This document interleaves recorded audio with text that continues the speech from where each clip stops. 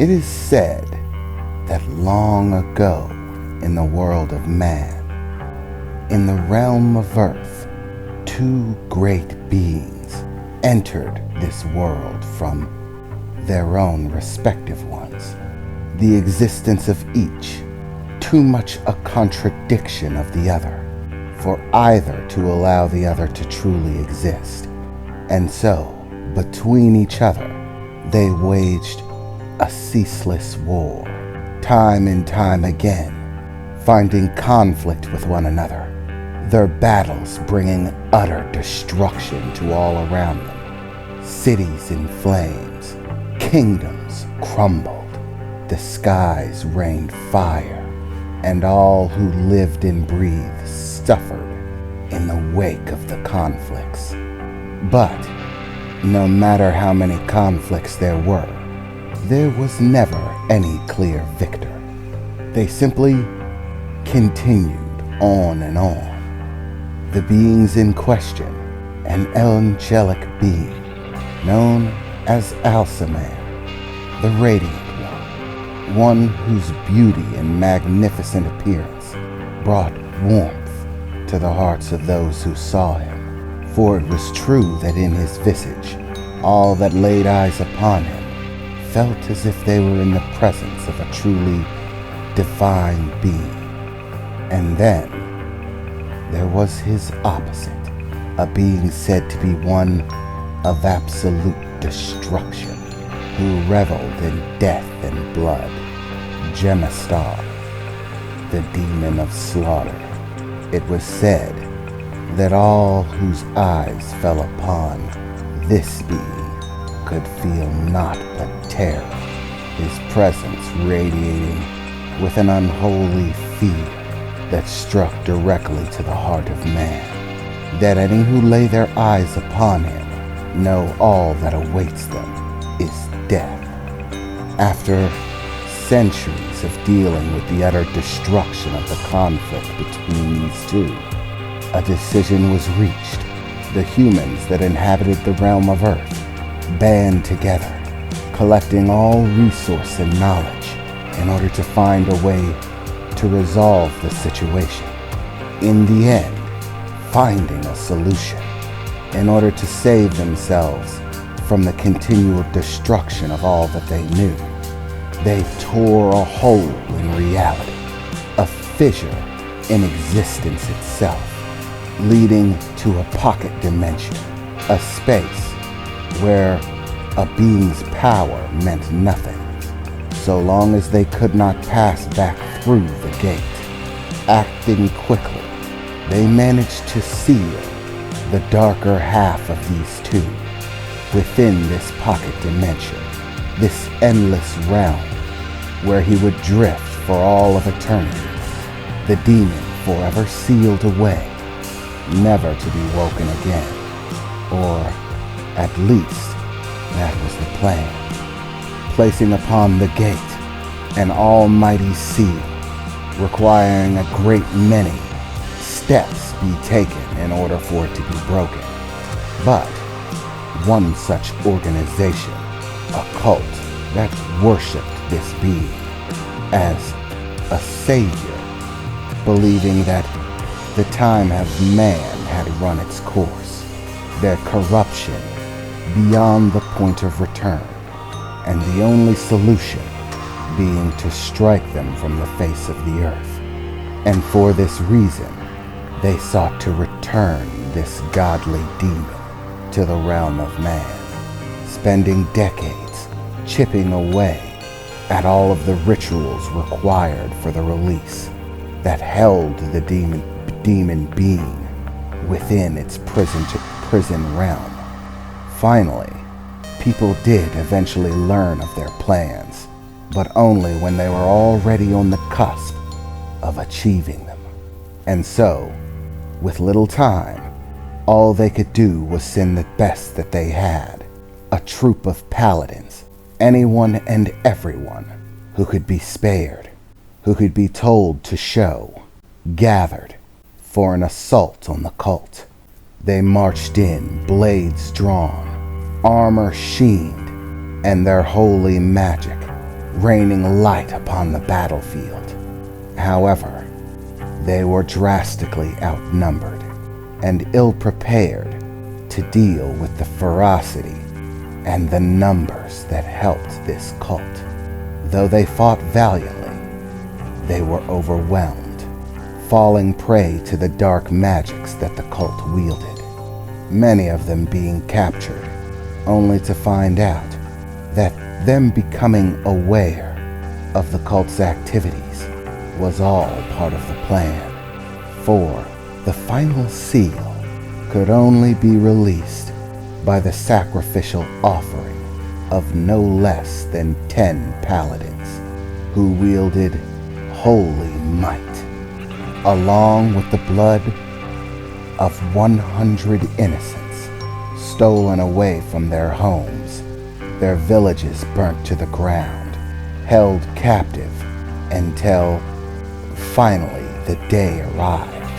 Now the cult had everything that they needed, deep within a cavern far away from the cities of man, in a place that had been sealed away, but had been excavated by the cult.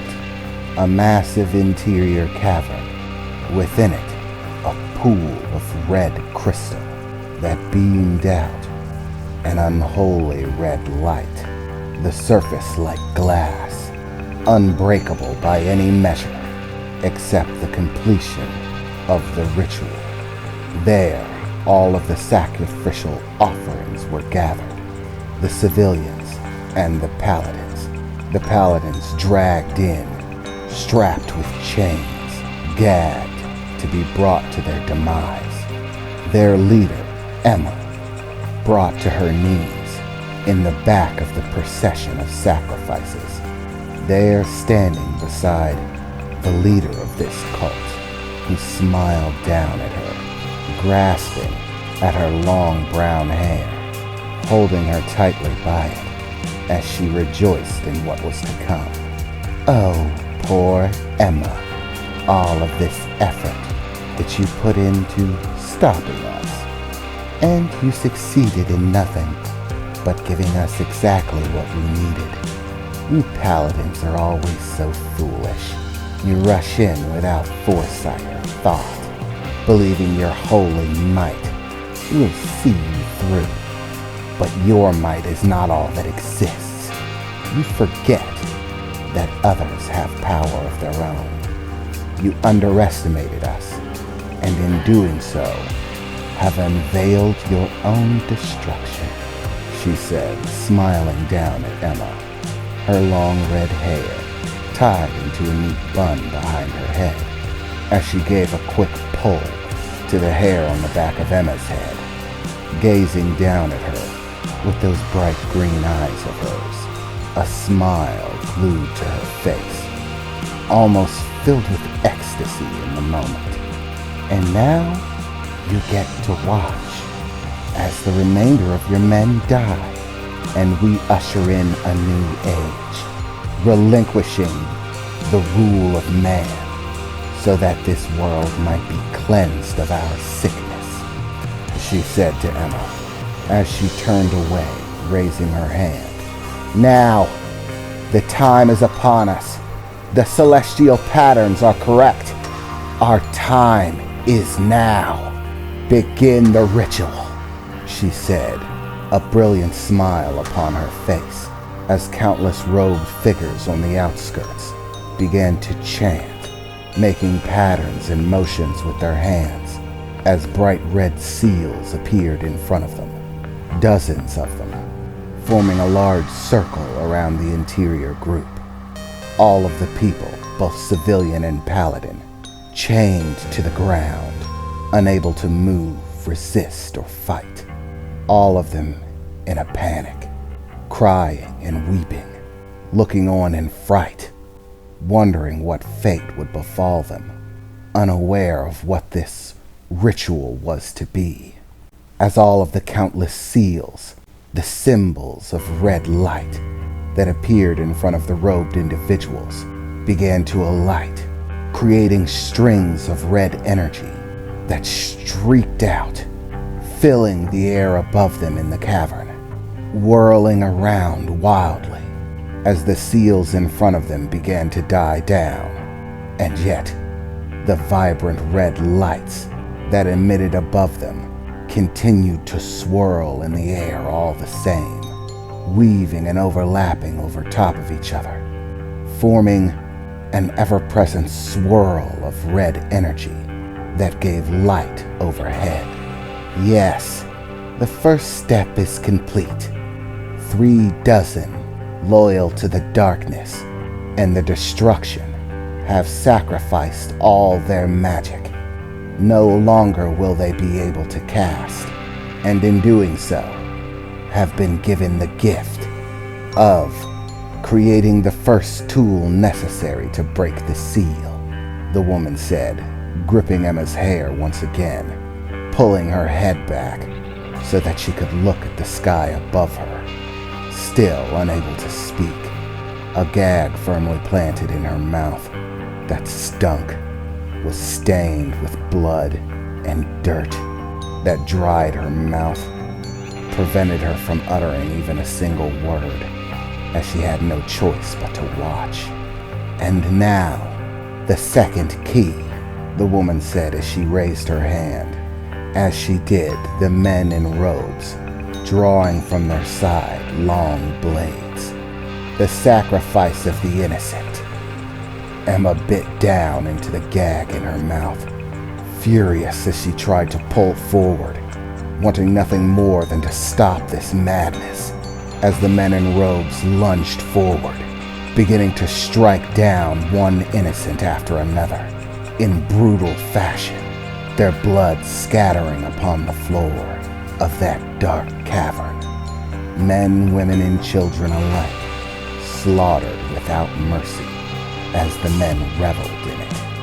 And as the last of their blood was spilled, so too did the blood seem to come to life, beginning to float from the ground in the bodies where it was spilled, swirling into a sphere, coming to rest above the glassy red crystal pool, until not a drop was left lying on the ground or in the bodies that scattered it. It's time for step 3. The blood of the innocent has been gathered, 100 souls slain, and the essence of their life drained away. And now, the final key. You're actually very lucky, Emma. You just so happen to be an extra, one more than you truly needed. And so, it is for this reason that we are going to allow you to live, so that you might herald the coming of our God and your own destruction to those that you serve. Begin the third step, she said, staring out at the men, 10 of which stepped forward, standing in front of the paladins, their blades stained with blood, along with the clothing that they wore. All of them smiled gleefully as they looked down before the paladins before them, chained to the ground, their powers bound, helpless. The blood of 10 holy knights shall be sacrificed as a token to appease the gate. Let it be so, the red-haired woman exclaimed, gleefully, as the robed gentlemen struck out, their blades piercing through the hearts of the paladins, kneeled before them.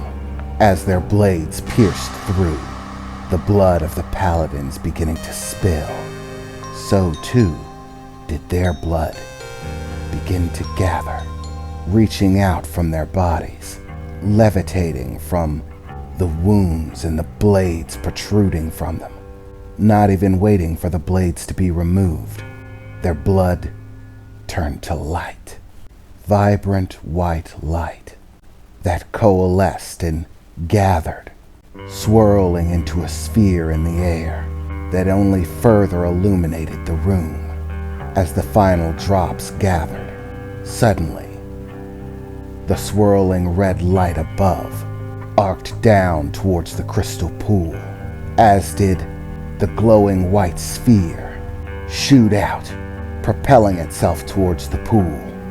There, the sphere of blood and the sphere of light began to circle one another as the red energy swirled around it. As it gathered, growing more intense, arcs of red lightning propelling themselves from it, as the energy seemed to put pressure on the two spheres, beginning to force them together. Wind and light and heat flowed out as the spheres whirled closer together. The closer they grew, the more intense the energy became, until, with an explosion of light and sound that filled the cavernous space, all of the energy seemed to coalesce into a single point of vibrant red light, a single speck, like seeing a star in the distance, overhead hanging in the night sky, as the star fell, slowly drifting down towards the crystal pool beneath it. Yes, the woman holding Emma exclaimed, as Emma looked on in horror, seeing the light drift down, knowing that soon an unholy monstrosity would be unleashed upon their world, bringing suffering and despair to all that crossed its path,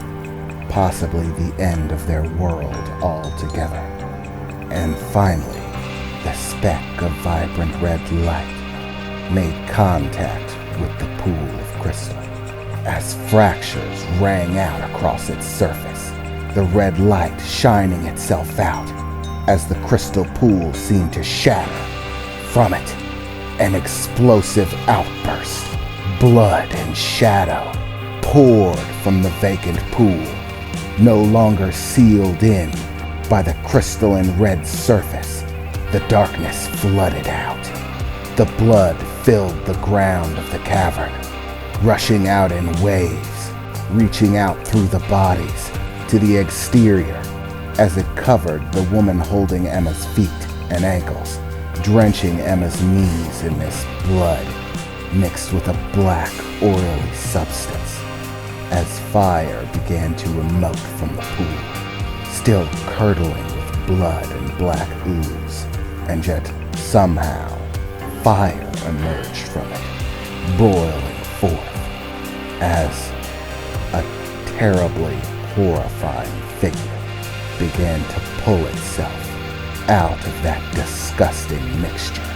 Its visage was indeed horrifying.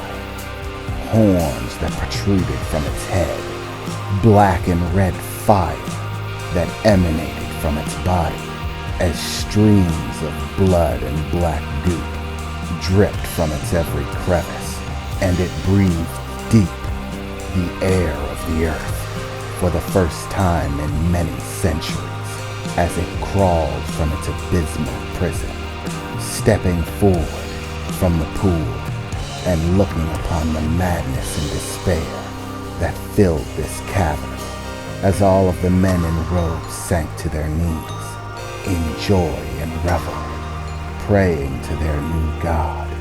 And as their new god stared out, looking at all that filled the cavern, the men praying to him joyously as their god, the countless bodies strewn across the cavern floor, the woman being held hostage in the distance to watch the slaughter. It began to step down, walking from the steps slowly, approaching what looked like the first of the worshippers as they peered up at him in joy. "Yes, may your will be done," they said, as unexpectedly he walked right past them without saying a word. Passing by, the worshipper bowed to his knees as they looked on in curiosity. "What is it that you wish, my dark lord? We have awakened you so that your destruction might reign upon this world of men that is unfit to preside as its rulers. Ask it of us and it will be done, even if it is our lives. We are loyal, and we bring you gifts," the woman said in the background, as the figure, this terrifying, monstrous visage, finally came to a stop, halting somewhere in the mixture of scattered corpses that lined the ground of the cavern. Looking down, there at his feet, but a child. But it was a child no longer. Now, only a corpse. The being began to kneel, lowering his form as it extended out its hand, reaching down to move small bits of blood-stained hair away from the child's face, seeing the vacant expression in their eyes, no longer filled with life. As he did, the flames of black and red intensified around him, building to a torrent of black and red flame that propelled itself from his body. As some monstrous wail, a roar echoed out, so loud that it shook the cavern walls, the entire world seeming to shake in its wake, as all of the worshippers rejoiced in this display of unholy might, ferocity, and fear that would no doubt be felt by all who saw him, as the being stood once again to its feet. "Why?" the being exclaimed, as the leader of the group suddenly got a curious expression on her face. "Why?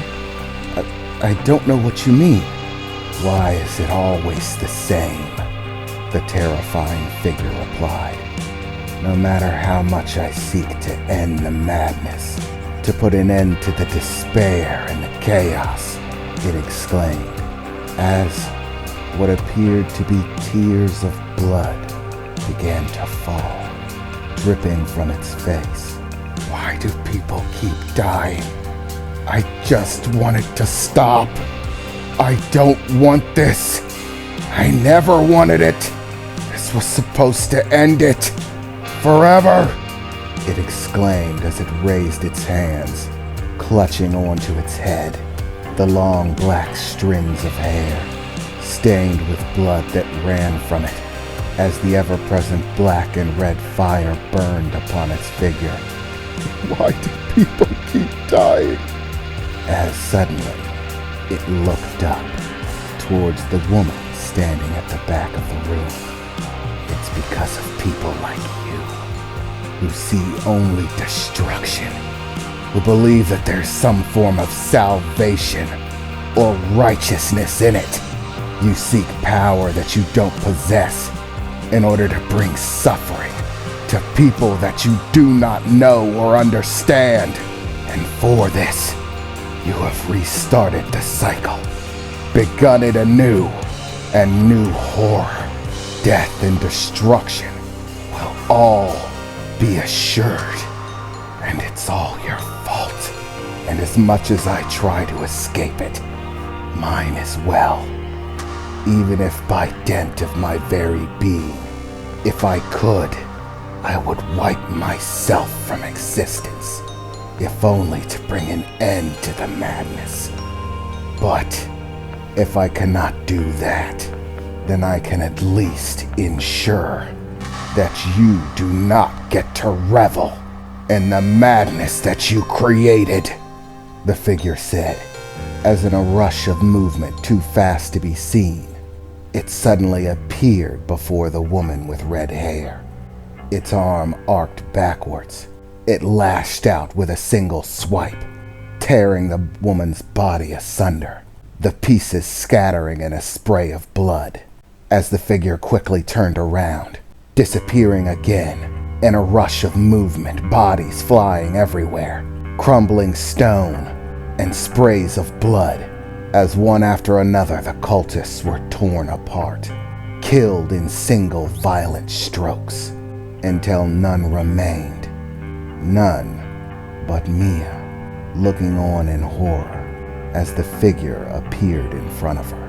and she peered up at this horrifying monstrosity, having killed all of its worshippers, leaving them alone in this blood-stained cavern as it began to reach down towards her. Expecting the worst, Mia closed her eyes, awaiting her death at the hands of this horrifying entity, but was suddenly shocked to feel the gag around her mouth loosen, being pulled free. Finally opening her eyes to peer at the entity, kneeled down in front of her as it untied the gag, reaching down and effortlessly tearing the chains from her wrists and legs, one after another, as Mia stared on in complete disbelief of what she was seeing. Why was it setting her free? What are you? What do you want? Mia exclaimed, still looking at him in horror, as the being simply slumped down in front of her. On its knees, its head hung low, tears of blood falling from its face that burst to flame as they touched the ground beneath it. I'm sorry.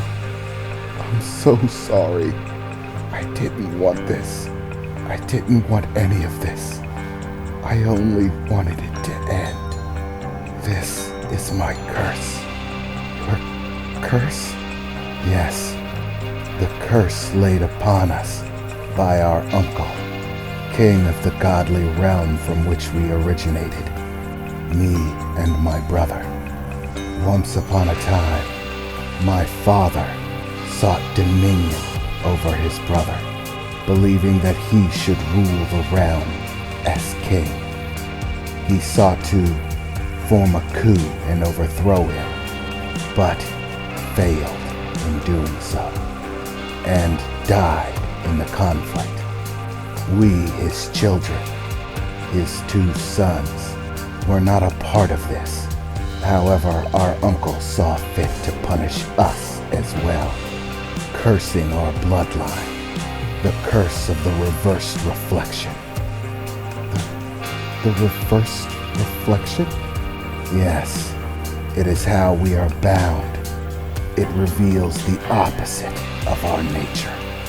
The more cold, cruel, vicious, and monstrous you truly are at your core, the more beautiful and radiant your form becomes. And likewise, if within your heart and soul you care for the lives of others, you hold kindness, a wish for peace and happiness, joy, or anything positive in general, then so too is that essence given a reverse reflection, our exterior being the polar opposite of our interior. My brother became mad with this, convinced that my form was proof that my weakness of heart and soul was evil, and that his desire to destroy, kill, and torment the souls of all that he came across was in fact righteous, good, and meant to be, a sustaining of what is good through destruction and pain. I tried so hard for so long to pull him from his madness, to show him that life has value, regardless of what type it is. But in the end, all it ever amounted to was destruction. He would never heed my words. He would merely insist that I heed his, join him and become radiant and beautiful as he is. In the end, unable to sway my brother, I sought to simply end it. I created a prison. My brother's essence and mine are tied, linked to one another. One of us cannot exist without the other. And so if I do not exist on this plane, nor does my brother. So as I am locked away, so too must he be locked away. I pass this knowledge to man, gave you the knowledge and resources that you needed to seal me away forever. But the seal has been broken, and my brother will not fall for the same trick again. Just as I am free now, so too is he free. And with his freedom, the madness will begin again.